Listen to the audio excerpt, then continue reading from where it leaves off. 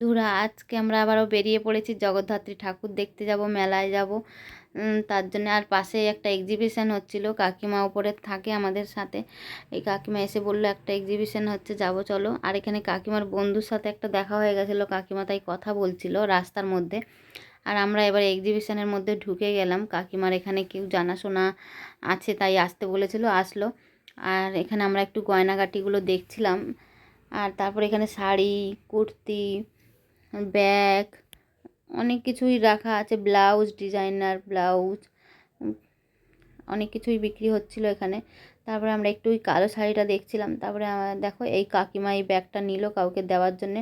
আর এই জুয়েলারিগুলো দেখো কত সুন্দর লাগছে। এখানে এইগুলো নাকি রং করা আছে, সোনার জল করা আছে, রং উঠে গেলে আবার রং করিয়ে দেবে এরকম।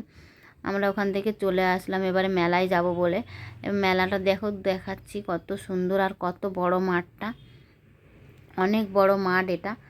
আর এখানে প্রোগ্রামও হবে। আজকে জগদ্ধাত্রী পুজোর দিন হয় না, এই দিন তো খিচুড়ি টিচুড়ি দেওয়া হয়, আর পরের দিন ফাংশান হয়, পরের দিন থেকে 2-3 দিন ফাংশান হয়।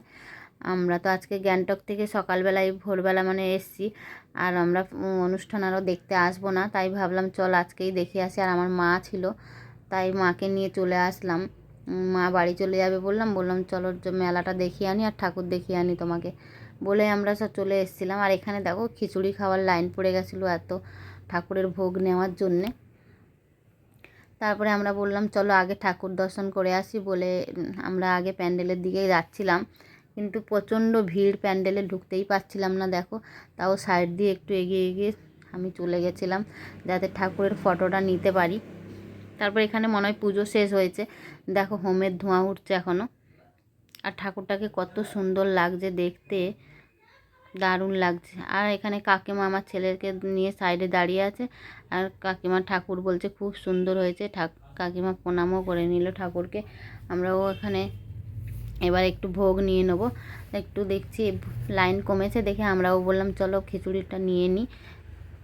আর এখানে দেখো কত রকমের বাচ্চাদের দোলনা, নাগরদোলনা, গাড়ি, আর বাইক, জাম্পিং করা। তারপরে দেখো এইদিকে দেখাচ্ছি কত রকমের দোকানের জিনিস ঝুলছে মেলায়। অনেকটাই ভিড়, তাই সামনের দিকে যাইনি কিছু নেব না বলে। দেখাচ্ছি তোমাদের, দেখতে থাকো কি কি আছে এখানে। আর এই মেলাটা 1 সপ্তাহ থাকবে এখানে, আমাদের এখানে, কিন্তু আমরা আর আসবো না, ছেলে মেয়ের পরীক্ষা শুরু হয়ে যাবে, পড়বে, তাই নিয়ে আসবো না বলে চলে এসেছি। মেয়ে তো আসেইনি, ছেলেকে নিয়ে ওই জন্য এসেছি, বায়না করছিল জগদ্ধাত্রী ঠাকুর দেখবে বলে। আর এখানে আমরা প্রত্যেক বছরই আসি। পাশে আর একটা জগদ্ধাত্রী পুজো হয়, ওটাও যাব। আর এই দুটো পুজোতে আমরা আসি জগদ্ধাত্রী ঠাকুর দেখার জন্যে, প্রত্যেক বছরই আসি। আর এখানে দেখো কত রকমের খেলনা বাচ্চাদের, আর এই রুমালগুলো কত সুন্দর সাজানো হয়ে আছে, দেখতে খুব সুন্দর লাগছিল। আমরা মেলার মধ্যে কিছু কিনিনি।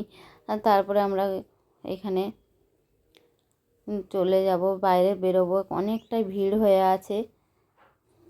তারপরে আমরা ওখানে মেলা থেকে বেরিয়ে পড়লাম। মেলা থেকে বেরিয়ে চপের দোকান, এখানে পুরনো চপের দোকান, এটা খুব ভালো ভাজে চপ, তাই আমরা এখানে চপ খেয়ে নিলাম। আর পাশে আর একটা জগদ্ধাত্রী পুজো হচ্ছিল, বললাম যে সব ফ্ল্যাট মিলে পুজো করে, এটাও খুব ভালো পুজোটা হয়, এটাও আসি, এখানেও অনুষ্ঠান হয়, দেখার জন্য আসি অনুষ্ঠান। কিন্তু এই বছর আর আসবো না ঠাকুর অনুষ্ঠান দেখতে। আর এখানে বাচ্চাদেরও বেলুন দেওয়া হচ্ছিল।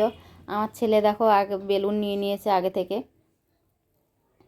বেলুন নিয়ে ঘুরে যাচ্ছে আমার ছেলে।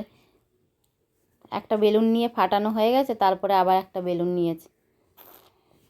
আর এই গেটটা দেখো কত সুন্দরভাবে করে সাজানো হয়ে আছে। আর এই গেটের 2 সাইডে, একদিকে রামকৃষ্ণ দেব আর একদিকে সারদামণি সেজে দুজন বসে আছে। দেখো কতক্ষণ দুজন এরকম বসে আছে সেজে, সেই সন্ধ্যে থেকে বসে আছে কটা অবধি। এইখানে দেখো মেশিন দিয়ে যে বেলুন ফোলাচ্ছে আর বাচ্চাদেরকে দিচ্ছে। আর এখানে কফি মেশিন বসানো হয়ে আছে, যে যতবার কফি খাচ্ছে দিচ্ছে।